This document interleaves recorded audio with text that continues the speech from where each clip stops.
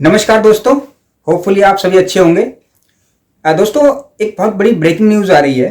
पहले मैं आपको बताता हूं कि दिल्ली हाई कोर्ट ने एक ऑर्डर पास किया था जनवरी 2023 में कि जो हमारी सेंट्रल आर्म फोर्सेस हैं, यानी जो हमारी कैफ फोर्सेस हैं, जैसे पैरामिलिट्री फोर्सेस हो गई, इन सारी फोर्सेस जो हैं वो सेंटर की आर्म फोर्सेस हैं।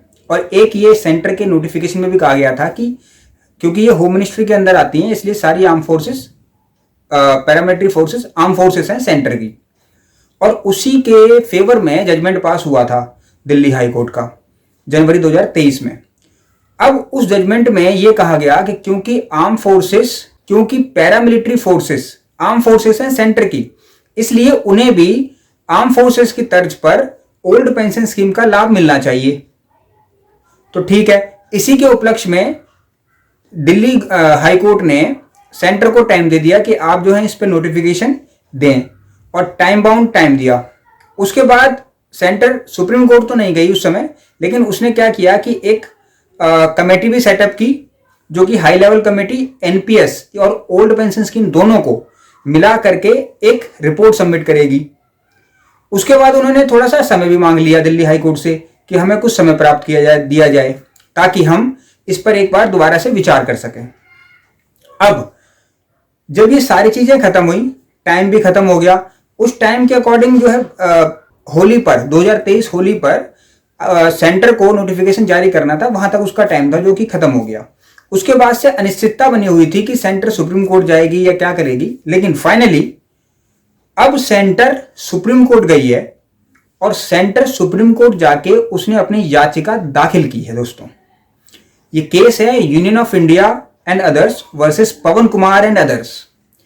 इस केस में उन्होंने उस ऑर्डर को चैलेंज किया है, दिल्ली हाई कोर्ट का जो ऑर्डर है, और सुप्रीम कोर्ट ने इस पर स्टे भी दिया है।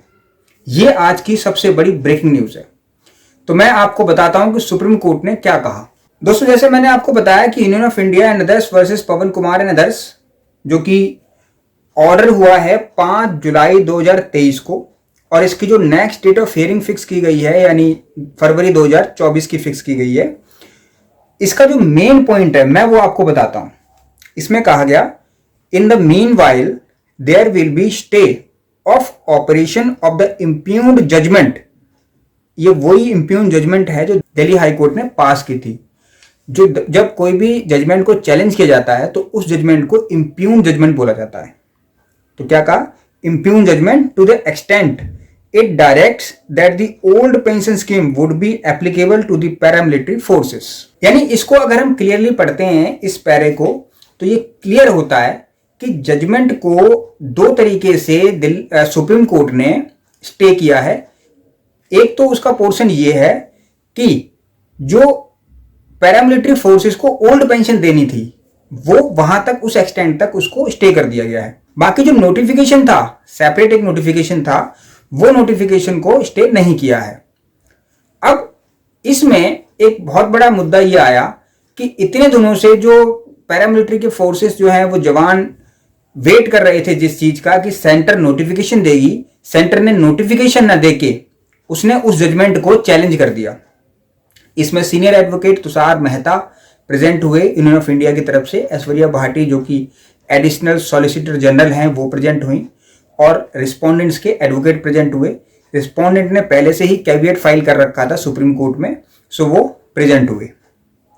इस केस में अब जो अगली सुनवाई है वो फरवरी 2024 के लिए नियुक्त की गई है। फरवरी 2024 में जो नोटिस इशू किए गए हैं रिस्पोंडेंट्स को सुप्रीम कोर्ट के द्वारा, वो रिटर्नेबल की डेट रखी गई है। अभी फरवरी 2024 में किस डेट पर सुनवाई होगी ये कंफर्म नहीं है, वो रजिस्ट्रार जो है तय करते हैं। अब जब भी सुनवाई होगी तो ये क्लैरिफाई हो जाएगा। फिर ये आर्गुमेंट होंगे कि क्या सेंटर की जो आर्म फोर्सेस है पैरामिलिट्री फोर्स, तो पैरामिलिट्री फोर्सेस को ओल्ड पेंशन मिलनी चाहिए या नहीं मिलनी चाहिए। इस पर सुप्रीम कोर्ट का फाइनल वर्डिक्ट दोस्तों आएगा, तो उसी का वेट करेंगे। लेकिन फिलहाल ये एक बहुत बड़ी खबर है, या मैं कहूँ दुख की खबर है, कि पैरामिलिट्री फोर्सेस को अभी ओल्ड पेंशन स्कीम का लाभ नहीं मिलेगा। दोस्तों, आप सभी जानते हैं कि पैरामिलिट्री फोर्सेस हमारी सीमाओं की सुरक्षा करते हैं। जब इंटरनल कोई प्रॉब्लम क्रिएट होती है तो भी सेंटर की फोर्स जो है लगाई जाती है। जैसे भी वेस्ट बंगाल के अंदर कुछ प्रॉब्लम क्रिएट हुई थी चुनाव के अंदर, तो वहाँ पर भी पैरामिलिट्री फोर्स लगाई गई। जब कोई पुलिस मशीनरी फेल होती है तो भी पैरामिलिट्री फोर्सेस का यूज़ किया जाता है। कई बार कोर्ट्स जो हमारी हैं, सुप्रीम कोर्ट, हाई कोर्ट्स, ये भी डायरेक्ट करती हैं कि कहीं किसी पर्टिकुलर जगह पे पैरामिलिट्री फोर्स को लगाया जाए। यानी पैरामिलिट्री फोर्सेस का जो एरिया ऑफ वर्किंग है वो बहुत वास्ट है और उनको ओल्ड पेंशन स्कीम का लाभ मिलना चाहिए था। लेकिन क्योंकि अभी सुप्रीम कोर्ट ने इसको स्टे कर दिया है तो इस पर ज़्यादा बोलना ठीक नहीं। अभी सुप्रीम कोर्ट ये डिसाइड करेंगे कि क्या इस पर करना चाहिए और क्या नहीं करना चाहिए। दोस्तों, सेंटर का रुख वो देखने वाला था। सेंटर ने फिर से वही बात की है कि जो 2004 से पहले की जिनकी ज्वाइनिंग थी उस ज्वाइनिंग को ही ओल्ड पेंशन स्कीम का लाभ मिल रहा है और जो उसके बाद की ज्वाइनिंग है उसको लाभ नहीं मिल रहा। तो दोस्तों, जो भी उस कैटेगरी में आते हैं सिर्फ उसी को मिल रहा है और जो उस कैटेगरी में नहीं आते उनको उसका लाभ नहीं मिल रहा। यही मेन आर्गुमेंट था सेंट्रल गवर्नमेंट का सुप्रीम कोर्ट में और वही नोटिफिकेशन को दिखा करके उन्होंने कोर्ट से गुजारिश की थी कि फिलहाल जब तक नेक्स्ट सुनवाई नहीं होती है तब तक इस आदेश को, जो दिल्ली हाईकोर्ट का आदेश है, इसको स्टे कर दिया जाए। एक और इम्पॉर्टेंट इसमें बात थी कि क्योंकि जो ऑर्डर चैलेंज का जो टाइम होता है वो फिक्स होता है, लेकिन उसमें जो डिले था, डिले की एक एप्लीकेशन मूव होती है कोर्ट में जब भी कोई डिले होता है किसी को चैलेंज करने के लिए, किसी भी जजमेंट को चैलेंज करने के लिए, तो वो डिले की जो एप्लीकेशन थी वो सेंटर की अलाउ की गई और उस एप्लीकेशन को अलाउ करने के बाद डिले कंडोन करके ये ऑर्डर पास किया गया है। दोस्तों, आप में से किसी को भी अगर इस ऑर्डर की कॉपी चाहिए तो मैं आपको प्रोवाइड कर दूंगा, अदरवाइज आप सुप्रीम कोर्ट की वेबसाइट पर जाके भी इस ऑर्डर को डाउनलोड कर सकते हैं। ये वहाँ पर फ्री ऑफ कॉस्ट आपको मिल जाएगी। दोस्तों, आप ये भी जानते हैं कि हमारी पैरामिलिट्री फोर्सेस जो हैं उन फोर्सेस का अलग अलग डिप्लॉयमेंट होता है। आप जानते हैं ओल्ड पेंशन स्कीम का लाभ उनको मिलना चाहिए कि नहीं मिलना चाहिए, इसको दिल्ली हाई कोर्ट ने तय कर दिया था। अब दिल्ली हाई कोर्ट का सिर्फ यही कहना था कि क्योंकि सेंटर की आर्म फोर्सेस हैं और वो भी minister of home and affairs, उन्होंने इसको अप्रूव किया था कि जो सेंटर की जो फोर्सेस हैं वो उसकी आर्म फोर्सेस हैं, उसी की तर्ज पर दिल्ली हाई कोर्ट ने वो अलाउ किया था।